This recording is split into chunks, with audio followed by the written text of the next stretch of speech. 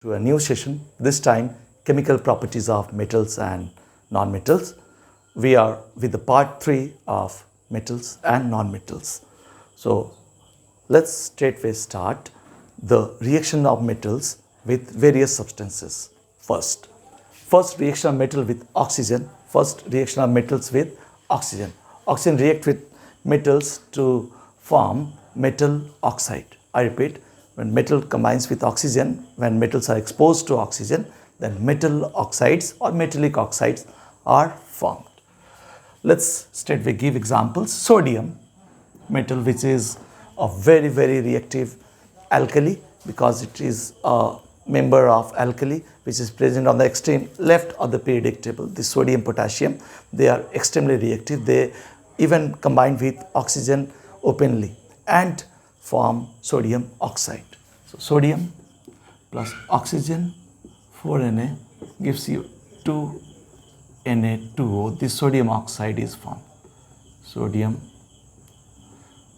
oxide is formed. Similarly, potassium is extremely reactive. It combines with oxygen and gives you 2K2O. Lot of heat energy is evolved along with they catches fire also. Now magnesium burns in the presence of oxygen. We have to burn it. So burns to produce magnesium oxide. When magnesium burns with oxygen, it produces a white, dazzling display of light and awesome, but it affects the retina if you watch it continuously. We have done it in the lab. So magnesium oxide is formed. This one was potassium oxide, and here this is magnesium oxide. I am writing on the side. Actually, it should be written perfectly at the below. Next, similarly, calcium, when burns with oxygen, heated with oxygen, it gives you calcium oxide, which is nothing but quicklime. This is calcium oxide is formed. Aluminium combines with oxygen to give you aluminium oxide. It gives you aluminium oxide, L2O3. Now it gives you, to balance it out, 2L2O3. So 4 and this is 3. Similarly, iron also with difficulty combines with oxygen and it gives you iron oxide, 2Fe2O3. So we can see sodium, potassium being extremely reactive. They react readily with oxygen, violently with oxygen and form. And hence sodium and potassium, frequently these questions comes in the board.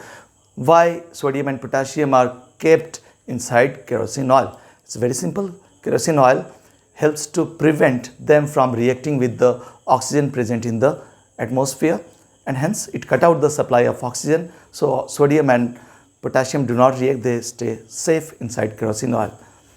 But they also combines with the dissolved oxygen in water, so it should not be kept in water also. Let's come to the next set of reactions. Reaction of metal with water. Reaction of metal with water. When metal reacts with water, metal oxide as well as metal hydroxides are formed along with hydrogen gas. Let's straightway write with the reaction here. Sodium reacts with sodium reacts with water to give you sodium hydroxide along with hydrogen gas is released here. So 2H2O, so 2H2O. Hydrogen gas is released here, which is lighter than here. Similarly, we can write for potassium also. It reacts with water to produce your potassium hydroxide to KOH plus H, hydrogen gas is released. Similarly, when magnesium. Now, one thing, sodium and potassium being extremely reactive, they react with cold water. So this is cold water, this is cold water. But magnesium reacts with hot water. The formula remains same of water, it's H2O. But here we have to take hot water. Magnesium do not react with cold water unlike sodium and potassium. So be careful there. Magnesium plus, this is hot water here, so that you should not forget. It combines to give you magnesium hydroxide, MgOH2 plus hydrogen gas is evolved. MgOH2. Similarly, calcium, it will also react with, water, hot water. It gives you calcium hydroxide and hydrogen gas is released. Hydrogen gas being lighter than air, upward arrow has been indicated here. Now, similarly, aluminium reacts with water, aluminium metal reacts with water. Now here, to form Al2O3 plus H2 hydrogen gas is released here. But how many? That we have to be a bit careful. Yes, 3. You should be well versed in reactions, because reactions are pretty key for the success in chemistry. It will fetches you full marks, create a good impression. Similarly here, when 3 molecules of iron along with 4 molecules of water, but remember here, this is a very, very hot steam. You do not react with cold or hot water either. And iron, it reacts with very difficulty. Hot steam along with iron is also hot. In only that case, it reacts. It becomes Fe3O4 plus, we have to take care about the valency, 4H2. Again, it's lighter than air. This is aluminum oxide, calcium hydroxide, magnesium hydroxide, and like that. All these reactions. Reaction of metal with water. Next, let's proceed to reaction of metal with acid. So, metal reacts with acid to give you salt, and it produces hydrogen gas. This is, now let's take one example here. Let's take zinc metal, along with, when it reacts with hydrochloric acid, it produces zinc chloride salt, along with hydrogen gas is released. Now here we have to balance them out, 2HCl. So we are through with the first reaction here. Similarly, you can give another acid, say suppose magnesium metal when combines with sulfuric acid. Here, in that case, magnesium sulfate salt is formed, along with hydrogen gas is evolved here. Magnesium sulfate along with hydrogen gas is evolved. So you can give the reaction of sodium also. Sodium metal reacts with HCl.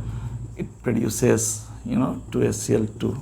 So it produces 2NaCl plus H2 hydrogen gas is evolved here.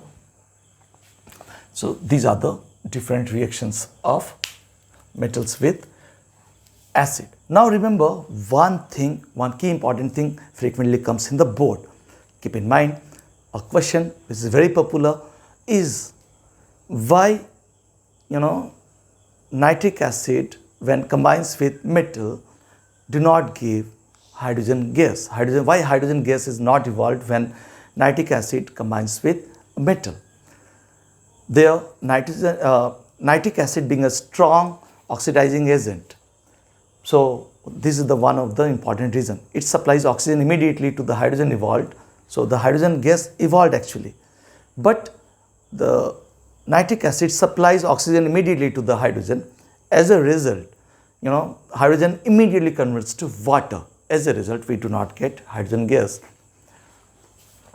That's the main reason. So these kind of questions frequently comes in the board also.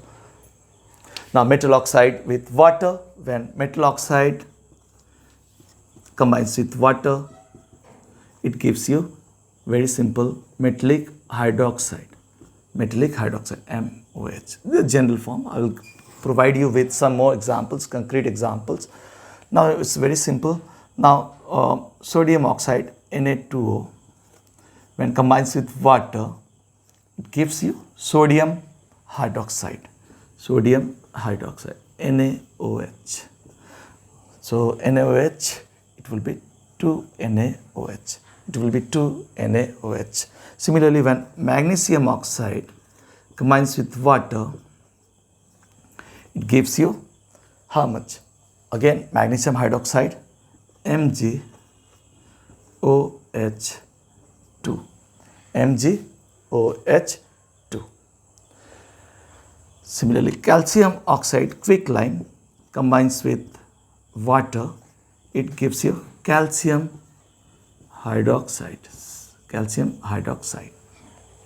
So this calcium hydroxide, magnesium hydroxide, sodium hydroxide, and you can give another cousin of sodium, as I say always, because they belong to the alkali, pretty reactive, potassium.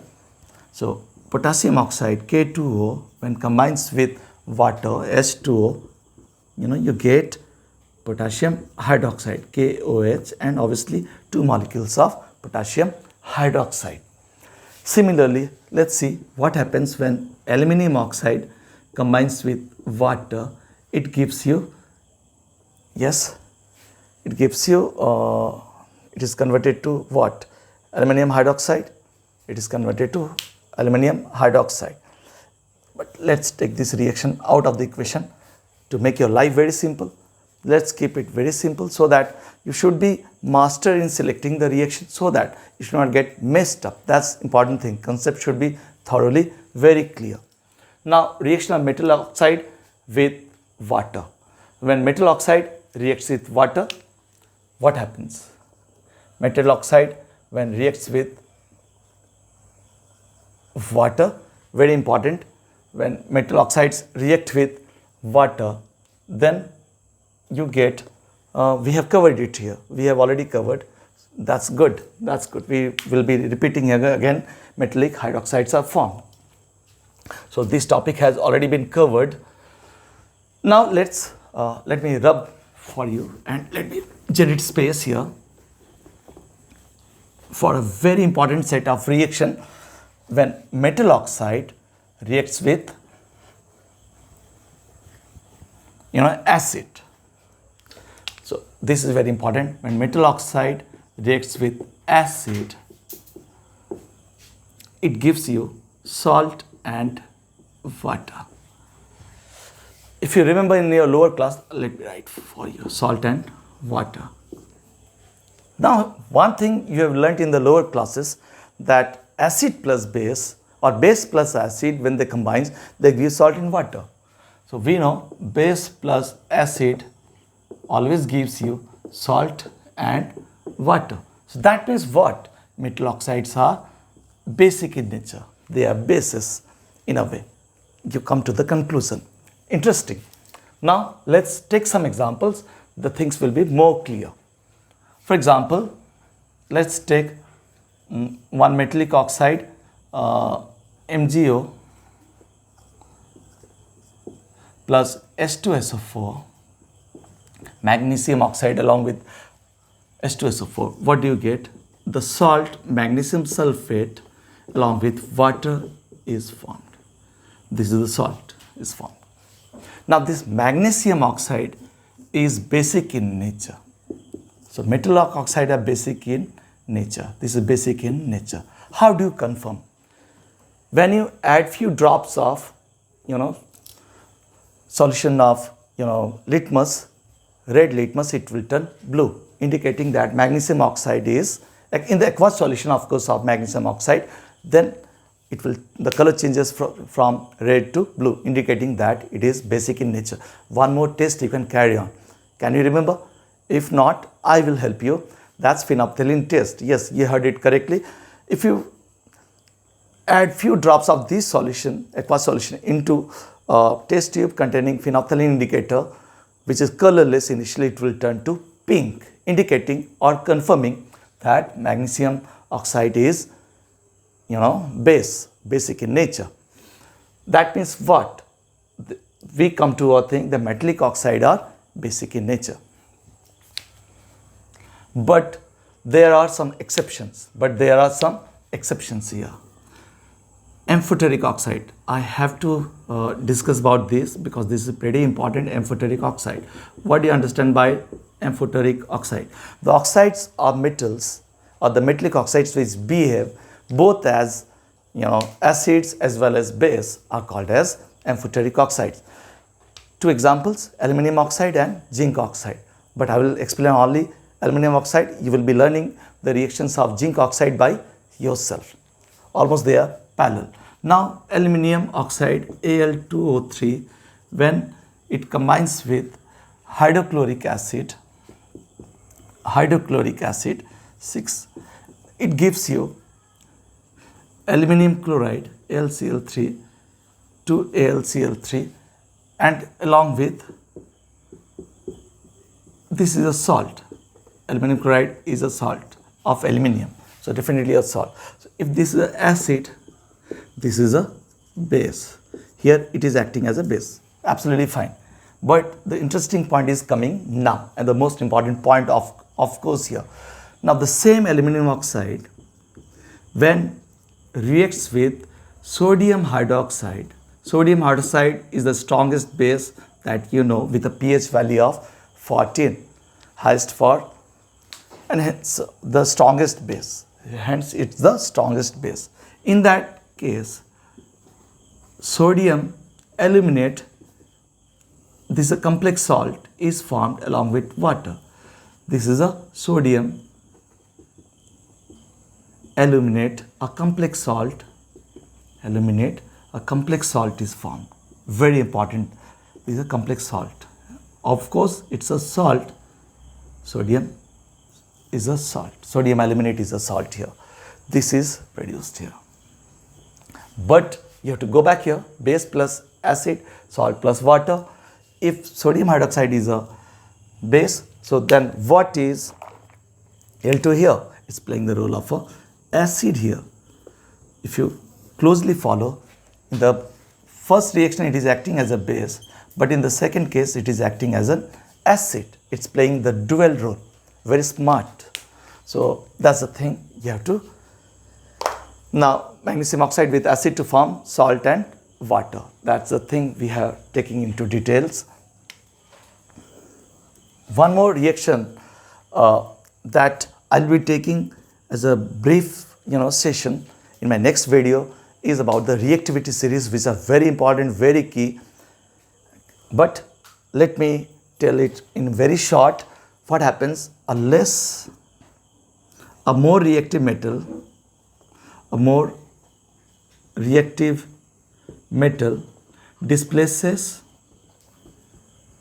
a less reactive metal from its salt solution. This is very important.